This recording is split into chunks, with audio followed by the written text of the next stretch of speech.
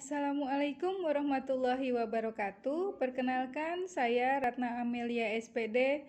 Latar belakang pendidikan saya adalah lulusan Universitas Wadaya Gunung Jati Cirebon, program studi pendidikan bahasa Inggris pada tahun 1998. Pada tahun 2000, saya bergabung dengan SMK Negeri 1 Losarang Indramayu dan saya mengampu mata pelajaran bahasa Inggris. Pada saat ini, saya adalah salah satu pengurus MGMP Bahasa Inggris SMK Kabupaten Indramayu.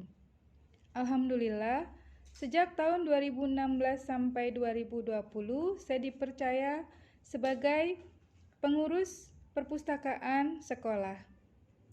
Pada masa pandemi ini, saya memberikan pembelajaran kepada para siswa melalui metode daring. Rencana pada tahun 2021 adalah saya ingin menjadikan perpustakaan SMK Negeri 1 Losarang sebagai perpustakaan digital.